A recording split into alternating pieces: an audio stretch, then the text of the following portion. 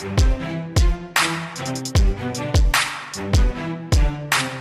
right, Proffitt Podcast listeners, I am so excited for today's guest to be on the show today. So welcome, Reme. How are you? Thank you so much for having me. This is so much fun already. Yes, this is going to be such an incredible journey. Reme is someone she's in our Podcasters Connect community, and she actually invited me to be on her show, and we're kind of recording these episodes like back to back this week. So this is the second time that I've hopped on a call with Reme and we were like chatting. So I feel like we're kind of picking up and like, oh, like we can just continue our conversation, but y'all are going to have to go check out. Like, I don't know if it's going to be out in live by the time this episode goes live, but I will absolutely link to our conversation that Reme and I had on her podcast, because it was all about storytelling, all about how to tell a good story. I shared stories that I'd never shared anywhere else. So y'all are going to have to go listen to Reme's podcast, but let's just start there. Reme, can you tell us a little bit about what it is that you do, about your podcast, and let's just get started there. Sure. So I am Reme Mancera, and I am a personal brand story strategist. So I help people to identify which stories to share, when, and why. And I love working around stories. I have been loving stories all my life. I always share this little story of the first time that in my neighborhood, they opened the public library. And I was super excited. I was one of the first people to get the library card, because I was just excited about the idea of reading all those books with all those stories, and somehow was a way of traveling, exploring other lives, other cultures, and learning about others. And now I'm so lucky to be working around stories and helping others to use their stories as a way to amplify their impact. So I love that. And then about my podcast, it's called Who Cares About My Story? And the idea is to share the behind the scenes of deciding what to share and what not, and the impact that sharing our story has for our businesses. Okay, I have to ask before we go any further, who designed your cover art? And we'll make sure on the video version that we have it like come up on screen or something, but where did you do this? Like, where did, because when I looked at it, I was like, oh my gosh, this is so cool. It's so artsy and fun. Like, where did that idea come from? And did you design that? You have to tell us about your artwork, because it's really fun. Oh, I am so honored, because a friend of mine, she's an artist, and she offered this cover as a gift to me when I was launching the podcast, because she knew how excited I was about the idea of launching this podcast. And she has been talking with me about the podcast idea and so on. So she really knew the idea behind the podcast and the reason, and she created this specific artwork for the podcast. So I am really grateful for that, because I love it too. Well, I was gonna say, you'll have to pass that along. Be like, we love it. I think it's so cool, and I think it's so fun. But I also, I had told Reme, I was like, well, let's talk about your story today. Like, let's really dive into the different pieces. And that's one that we will hear some folks share, like, oh, I hired someone on Fiverr to create something, or I did this. But I love that, you had someone in your immediate network. So if anybody's listening to this and you're trying to figure out artwork, like, ask some of the artists that like Reme did, and be like, hey, do you want to create something for me? Like, of course you offer to pay them, or maybe they'll do a favor for you like Reme's friend did. But, having that piece, because it's so different. It is not something that you can just go onto Canva and you realize like, oh, 17 other people have very similar artwork than I do. So I think that that's just one kind of fun behind the scenes story. But what about the title? Because I think even just the title of your name is, or, the podcast name is Who Cares About My Story? What a fantastic, I love that it's a question, like it's posed as a question, because I do think that this is, you and I are storytellers. We talk to people all the time about this, but is that something that just kept coming up and up for you, and you just were like, oh, I have to do this? Where did that come from? So, this is a great question. And I have been thinking about my podcast for months before it started. And were around that, I was like, yeah, this is going to be the name. And this is a question that a lot of people in my audience ask themselves. And they have this concern. They listen all the shoots. You should tell your story, but then they have this feeling of, oh, I don't have an epic story to share. Who will care about it? So this question came again and again with people questioning why they should share their stories.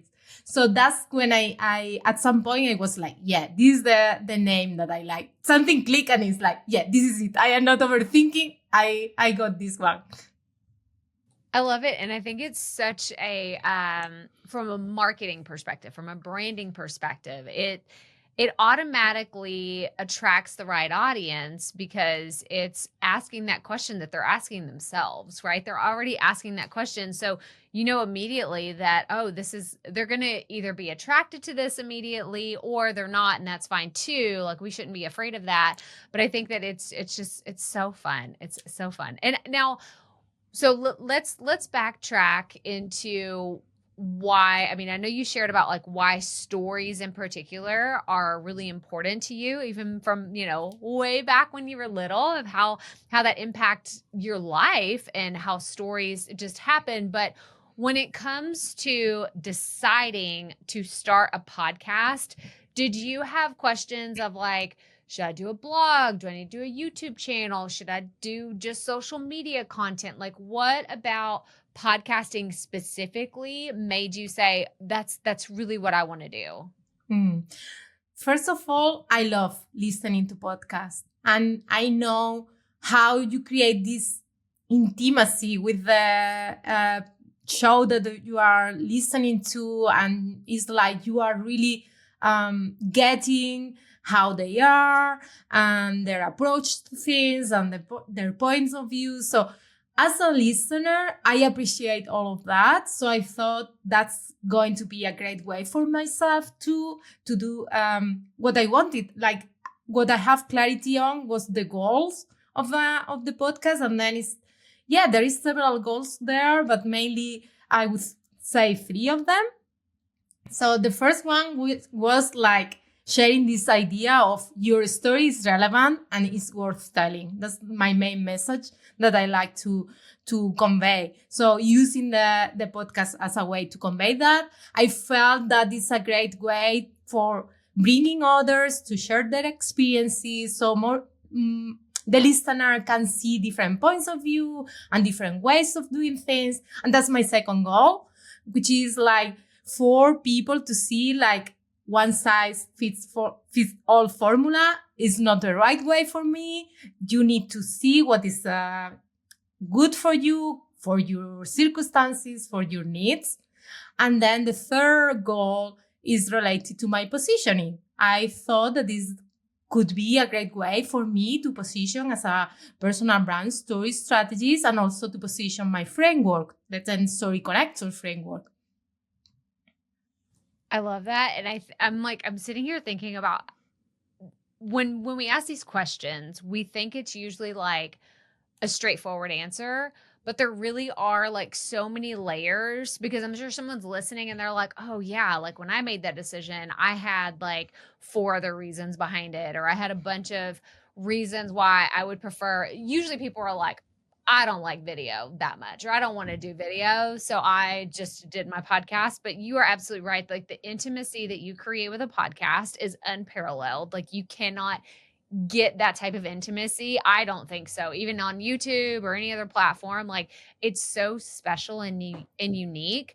But also I just think about like having that really deep connection with a podcast yourself as a consumer, and then knowing that was just the next step in your journey. It's like, it's what makes the most sense. But I want to ask a question about language. Actually, I was thinking about this because yourself, I don't know if you've told everyone, have you said where you're located in the world? Yeah, we didn't mention yet. Yeah, I am in Spain. I am from Spain, from Malaga, which is a city in the south. So in Spain. Okay, so I wanted to ask this question because I've actually had this come up a lot, and I'd love to hear your thought process on this. I've had a few non-English first speakers ask me, do I need to create my content in English or in my native language? Do I need to, create products and services like marketing? And it's one of those questions that I myself haven't had to ask those questions. So, and I do know that we have a global audience here and we haven't really addressed this before. So, could you speak to that? Like, did you have a thought process or were you considering doing this in Spanish, or is any of your client work or your marketing? Like, let's just kind of talk through that, because I think it'd be helpful for other people listening, that they're thinking through those decisions and trying to understand what the best move for them is. Of course. So for me, when I started my business, I decided to create my communication in English as a way to amplify the amount of people that I will reach with my content and things like that. And I was like, okay, I focus on in-person networking in Spanish, but then my online content is in English. That was like my main thoughts.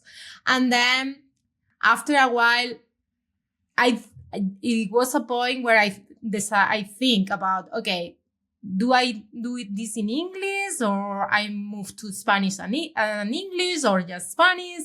And at the end, I decided to keep in English because of all the work that I have done already. And the idea of me starting my business, one of the things that I wanted was work from anywhere with people from all over the world.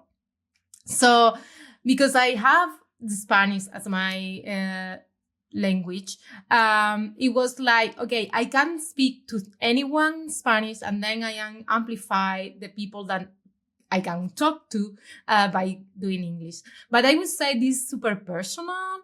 And the only thing that I would like to highlight is, even because at the beginning, I remember myself thinking about, okay, my accent and people will not understand me and all that. And for me, it was a moment of, okay, whenever I am in a conversation, I am just focused on trying to communicate with the person. And it's not that much if there is a bit of mispronunciation or anything like that, like now. But yeah, it's more about the communication. And this with storytelling, you know how powerful it is. So I would say that this is a personal decision and there is not a right or wrong answer. But for those who are thinking about doing something like that, I will encourage them to do so, because if they are trying to do it, there is something is pushing them into that decision. So yeah, just try, go for it and experiment.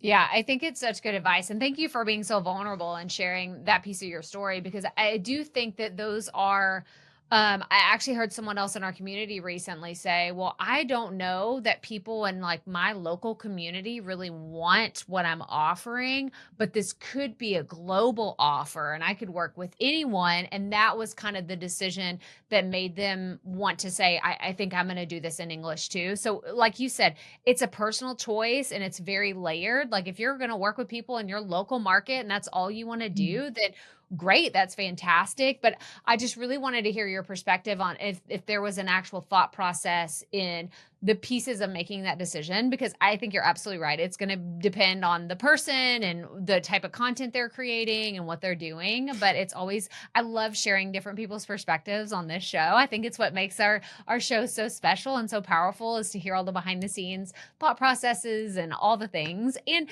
it's just fun to talk to people about their podcast, because you typically probably wouldn't get these questions on other shows. People are like, we don't really care about that as much, but we do here. We absolutely care about that here. But Reme, I want to go back to just behind the scenes of what your journey has been like, just as a creator in general, and how you've sought, I guess, resources from different places. Like, just tell me how that worked for you. Like, are you deciding one day, okay, I'm going to start a podcast, and then you're going to YouTube, you're maybe looking up books, or you're listening to other podcasts? Like, what did that really look like for you as because I know that you are excited to get this podcast up and running, but what actually made you say, okay, I'm going to take this seriously. I'm going to get this podcast. Like it's going to happen and be a thing. Yeah. So I was let's say, thinking a lot about starting it, because it was like, okay, whenever I started, in my mind, I need to commit to this, like having to do it every week or so. So I had this like super rigid thoughts that need to be a certain way.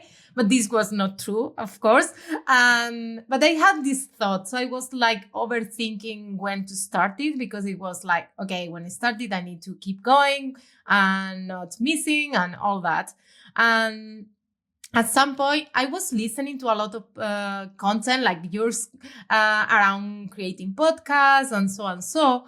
And then I got the opportunity to work with a podcast manager, and she has a service for launching a podcast. So she really helped me with all the process of the more technical side of things and deciding which hosting to use and all that. That was super handy, because I didn't need to do all this research and then not knowing if I was making the right decision.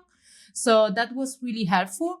And that also, because the opportunity came in a certain way, was a way of putting a deadline to me, because then it's like, okay, if I want to use this opportunity, there is a timeline, and I decided to go and use it.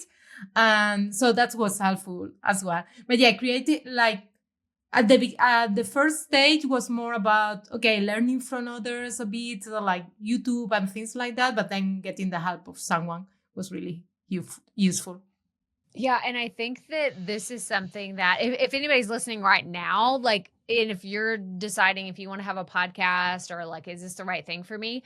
I cannot tell you how big an accountability partner, like that piece, even if it's just someone to tell you, oh, you should launch on this date. It doesn't have to be someone that walks you through step by step, or even hiring someone like Reme did to do like help you with the logistics and the back end, but just solidifying that date of when you're going to like hit the publish button and things will be live. And I think that that scares a lot of people, and it, as it should. It's launching the thing, right? It's putting it, and it's a big deal. I hope that everyone celebrates when they launch their podcast, because it is a really big deal. But I found that so many people get caught up in the, oh, I should do this, or I can't launch until that's ready. And then they get caught in this cycle of thinking and overthinking and doing things. But just having that accountability of saying, nope, I'm going to launch on this specific date and I'm going to put it out into the world. It can just make all the difference. And actually, Reme, I don't know that we covered this yet. When did you actually launch your podcast, and how many episodes are you on right now? Yeah, so I launched it in April 2024, and at the moment I have 18 episodes. And this go back to the idea of I need to publish every whatever and that, because I decided when I started, instead of doing weekly, I was going to do it like every 2 weeks. And then I was not even thinking about seasons or anything like that. And it was like just putting myself into these rules and all that. Is like at a certain point was like, okay, I can do my own rules. I can do this in the way that makes sense for me and for my business, because these are a podcast related to a business. So it's not just something that I do as a hobby, but I need to think about, okay, what is the time that I am investing into this and all that, right? So just for the listener, just give yourself permission to think about what is the best way for you to start, because sometimes that's the thing that we need, right? We need to start and then we figure it out, and things can change. For example, I don't say in my podcast when it's going to be the next one. So if I want to change in the future, I will change it. And at the moment it's like every 2 weeks, and it's okay. And at some point I needed to pause, but I am back. So you need to figure it out what makes sense to you. And there is not just one way of doing things. Just give yourself permission. I feel like you have been listening, Reme. You have been listening. That is the thing that we say around here, is like, we've got to figure out what consistency looks like for you, because at the end of the day, we want you to have a sustainable podcast, one that makes sense for you. So I'm so happy to hear that you found something that works for you, for your business, and that, I mean, when we're recording this, it's not quite a year, but you're about to celebrate a full year of having your show. And I think that that's so much fun. We will absolutely, you actually just gave me an idea. I'm like, ooh, we need to celebrate anniversaries in our community because that would be like, how fun is that to celebrate with other people? But congratulations. I mean, you're coming up, it'll be a year before you know it. And I think that when you have those milestones, it just is like, oh my gosh, you look back at that day that you launched and you're like, I can't believe I'm already here. And this is like, I've been doing this for that long. But I want to actually pivot into the Podcasters Connect community because I'm curious, knowing that there was kind of like a time of you podcasting before you had collaboration or like got feedback with other people or talked to other people. What does that look like for you? Or what has the community meant to you? Has there been anything specifically that's been helpful that you didn't have before you joined Podcasters Connect? I think that the main thing is having a community that understand what you are going through, or they have been there before and you can ask for support or for feedback. But also, yeah, that aspect of community. And I know that you talk about this accountability and community, how big they are going to be, and they have been, but this year especially. And it's because when you might have a certain hesitant about something, you can go there and ask for feedback and just bounce ideas. So it's really good to feel that you have the support there. And then in the other hand, like the content audits that you do, that are, I love them because you can learn so much just by listening to what you are analyzing from others. It's like, oh, I haven't thought about that. This is something that I need to pay attention. So this has been really useful. And then the workshops, of course. But I would say the main thing is the community itself, like having a group of people that you can, get like feedback and support from that. Yeah, well, I love hearing this because I mean that's just like it makes me so happy to hear all of these things because that's really what we were dreaming about when we created this. And I've talked about this a little bit, not super detailed on the podcast, but previously I would have people reach out to me and they were asking me questions and I would think, gosh, there's probably 7 other people that had this question, or people would reach out on Instagram or on a YouTube channel comment. And so it's like I was running a business without having like this community aspect the way that what I think we have now is so powerful because it's not a Facebook group where you can get so, I mean, I don't know about you, Remy, but I get so easily distracted anytime I go into Facebook. Even if I'm only going to one specific group, it's like you have to go in with your blinders. And then, even then, you get sucked into something else. It's like, wait, who's that? What did they say? I want to go check it out. And I feel like with our community, like even today, right before this, like we were you had said, oh, I don't know if I have the link. And I was like, oh, okay. And then we were just DMing in the chat, but it doesn't feel invasive to me. Like it doesn't feel like anyone's bothering me. Whereas if I get pinged on Facebook and I'm not like in the headspace to talk business or to talk that, because Facebook's one of those that's like, unless you've always run it as your business, like I'm pre-business on Facebook. So it just still feels like this weird thing. And I know people when they reach out to me feel that way too. Like, oh, I don't know if I should be messaging you. So all of that to say, having our community is so special because we can be in conversation. Like you can reach out to me, you can reach out to the group and ask questions. And like you said, the business audits are, those are just fun for me, if I'm being totally honest. What's one thing that you've heard in one of those that, like you said, it's something to think about or something that you wanted to implement in the future? Was there a specific piece of, I guess, a website audit or looking at content? What's something that stood out to Yeah. you? Yeah, you were analyzing, I remember now, Carrie's website about her episodes. And there I make notes because it's not just one thing, it's several things that you shared there on things to implement, because that's like a next step that I want to do, like creating an article for each of my episodes. So I was making all the notes because I don't have anything in place yet. So it was perfect timing for me, because it's like, yeah, this is perfect because I am getting ready before. So I get the advice before starting. So I have my notes there. So when I am back to this idea, I will take my notes and just put them into place. Oh, I love hearing that, because I think that it's something that, whatever stage of podcasting you're in, like there is something for everyone. Like we have people that have been podcasting almost as long as I've been podcasting. And then we have folks that are just getting started and they're like, I just want to, have fun doing this. And I want to connect, kind of like what you were saying earlier. It's like, I want to hear from people that have been doing this. I want to hear, kind of the ups and downs, the highs and lows. And I think that it's just such a fun group. I mean, of course, I'm going to be biased because I love our community, but I just love hearing that other people are enjoying it too. And they know that when they go there, like, that's what you're getting. Like you're getting high quality people that are on the same journey as you and trying to accomplish really cool stuff, and you can learn from each other.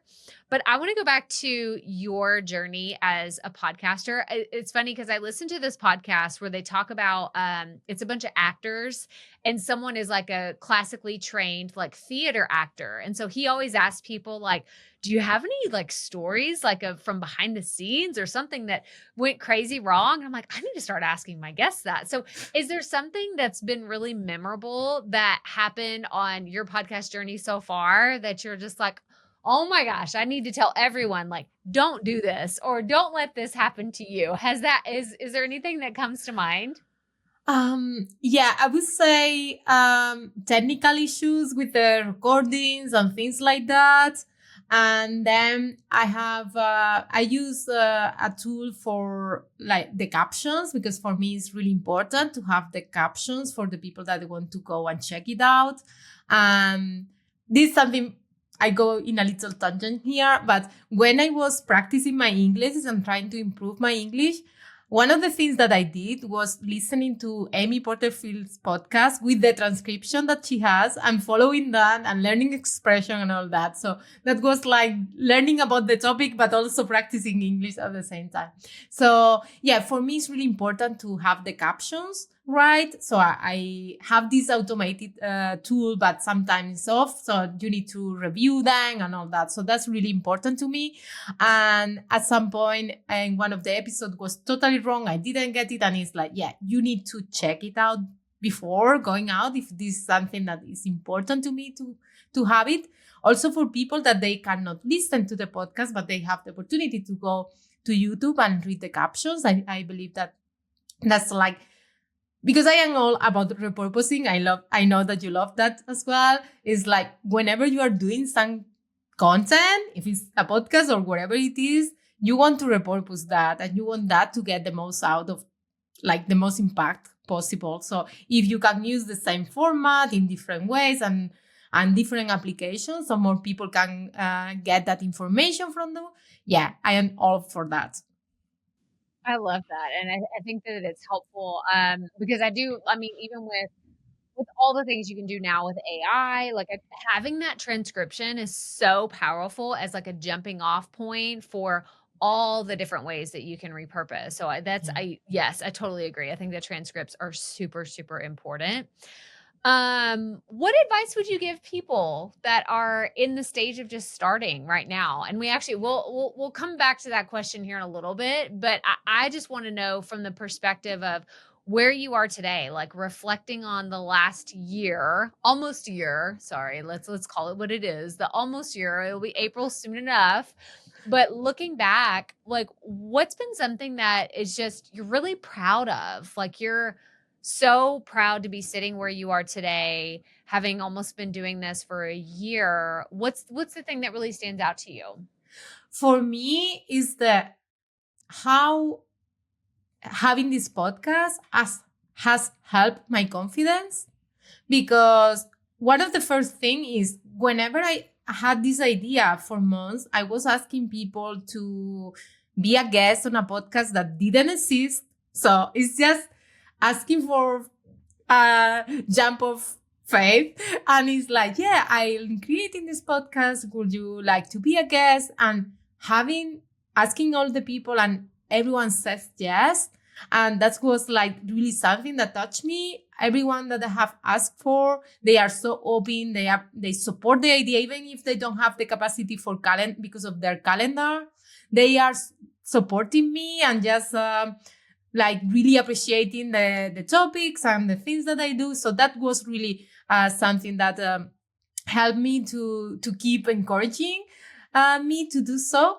And at the same time, the feedback from the people that has been a guest, saying that they are looking forward to listen to other people's interviews. That was before starting like publishing the episodes. That was like, okay, this going well. So yeah, it's a confirmation of, okay, what I have in my head, the idea that I have is something that could impact others and could be beneficial, not just the idea that I have, but others are going through this and supporting this idea. And what is it? Because I want to you touched on something really important there. So it's like that confirmation piece, that validation piece. What does that feel like for you? Because, and I'll share what that feels like for me, but I'd love to hear when someone says, this was so good, Reme, or I really enjoy your podcast, or they like send you a message and say, this is really good what you're doing. Like, how does that make you feel? Like, I know that's kind of like a weird question, but I don't know if you can share with a little bit about how that just makes you feel inside. Yeah, this like fulfillment feeling. And especially because, as I said before, my first goal with this is sharing this idea that your story matters, that your story is something powerful and it's going to help your audience and your business. So it's really a win-win-win situation. So whenever I get this confirmation from outside, it's like, yeah, you are in the right path. There are things to improve, of course. There are million little details that can be done better, but still the main thought is there, and the idea why it started is going in that direction. So that's powerful. It is. And I don't know if this happens for you, but what I have found is that will happen on days when I need it the most, when I feel like I'm either questioning everything, because y'all, I have doubts. I have doubts too when I'm doing stuff and I'm like, is this the right thing? Should I have created that episode or done that interview? And then I'll get a DM or I get an email or someone just says to me, oh my gosh, I listened to this episode. It was so powerful. And it really does. For me, I feel like it happens on those days where I'm like, I just don't know what I'm doing anymore. And then you get that email, you get that message, someone sends you something and you're like, that's right. I'm supposed to keep just like putting one foot in front of the other. It doesn't mean that Reme and I have all the solutions or all the answers, by no means, but it's just like that confirmation piece can be that lifeline to just keep going. Just show up for that next episode, show up and record something else. But I'm just curious if that ever happens to you that way. Yeah. And something is that also has been really like encouraging is receiving the feedback, as you say, the day that you need it, and also as a way to support you when you are like, oh, I'm not sure if I am. For me also was about, yeah, I have my doubts. And going back to the language, I had my doubts about how will feel for certain guests going to a podcast and maybe not, if I am not clear on my questions or things like that. That was a concern for me. And I'm glad and I'm proud that I keep going, even if that was a concern. But because the messages that I have received is like, yeah, maybe my words are not the right one every time, but the feeling and the conversation behind the conversation goes through the screen. So that's more important than if there is some word that I misspell or said wrong. Yeah, and I'm thinking about like that, like you're saying, the universal language of just transcending above all of that and then just having great conversations. It's so powerful. So powerful. Oh my gosh. I could ask you 17 million more questions about your show because I just think what you talk about particular, like I love storytelling. Like I said, we will link to if it's live or whether it's not, like we will link to Remy's show. You're going to have to go check it out, but specifically, I want you to go listen to the episode that we did on her podcast because it was such a fun conversation. We got into the deep, deep stories. Like I said, I shared stuff on the podcast that I hadn't shared before, and they were just, it was so interesting. So I just want to congratulate you on having such a fun show, but also being so great about pulling stories out of other people. So not just sharing stories yourself, but it felt so easy. So I'm just bragging on you now as a podcaster. It felt so easy to share my story on your show. So you have a very, very great way of interviewing. And I just want to give you big kudos. So if you have questions like, am I a good interviewer? You're an incredible interviewer. It was really, really fun being on your show. Thank you so much. This means a lot to me, especially coming from you. I know I really like your way of having like just so natural and genuine conversations in your show. So it means a lot that you said that to me. Yes, yes, yes. I'm giving you all the big hearts, all the big hearts today. Well, you are not going to be a stranger to these, but we have some rapid fire questions that we ask all of our guests. So are you ready, Remy? I think so. Yeah, I think so. Maybe we'll see. Okay, so what is a piece of advice that you would give to a brand new podcaster or content creator? I have this advice in general for everything related to business. It is simplify and focus. I know that it's easier said than done, but just try to keep it as simple as possible and get the next step. I love it. I love it. Okay, the next one is a two-part question. So what is the dream podcast you would love to be on, and who is the dream guest you would love to interview? So the first part is both of them. They are a really difficult question because there are so many good podcasts and so many interesting people to interview, right? But I would say one of the podcasts that I love and I really appreciate her content is Mistakes That Made Me from Iman Ismail. I love how she's first of all the podcast, the structure, how she does these natural intros and all that. I love that from the nerdy podcaster perspective, and then again, the conversations, how it flows the conversation, all of that. I love that. So it will be super interesting to be in the other side of the podcast. And then someone to have an interview. I would love to have a conversation with Malala. She's from Pakistan. She's an activist of education rights, especially for girls and women. So I really appreciate her and her story. And part of what she suffered an attack because of her sharing her story. So I feel that she now turning back that and sharing her story, her main thing, and helping others to raise their voices. I love the inspiration that she is for the world. I mean, those are both incredible. Incredible for a dream podcast to be on and a dream guest. I think those are really fantastic. Okay, my last question is, do you consider yourself a perfectionist? I would say that I was more a perfectionist, and now I am embracing experimenting as a way to avoid that and try to get progress over perfection and all that. But all these thoughts was like too high level and I didn't get. And then until someone said, yeah, I'm trying to play more and experiment, it's like, that approach can work for my brain. So I keep it. And yeah, when you are looking at things as an experiment, you are allowed to fail. You are allowed to just learning from the things that doesn't go as you expected. So this has helped me a lot. Yeah, and I think that it's just it's so much more fun.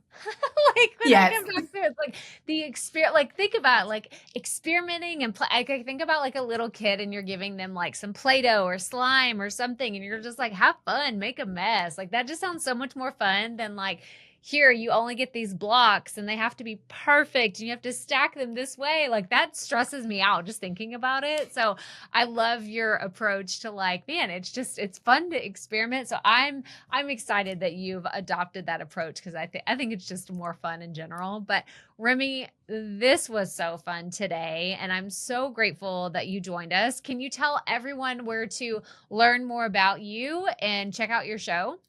Yeah, of course. So I am in the social media, more in Instagram and LinkedIn as Reme Mancera, like my name. And then my website, there you can find the links for the podcast. Also, if you go to whocaresaboutmystory.com, you go to the page and all the links there, Spotify, Apple Podcasts, YouTube, and all that. So yeah.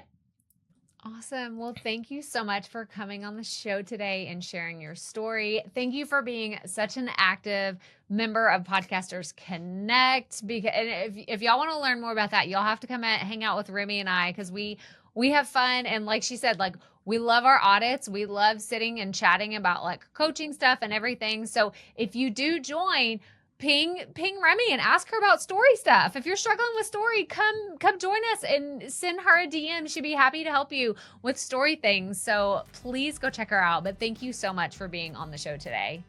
Thank you. This was amazing. So happy to be here.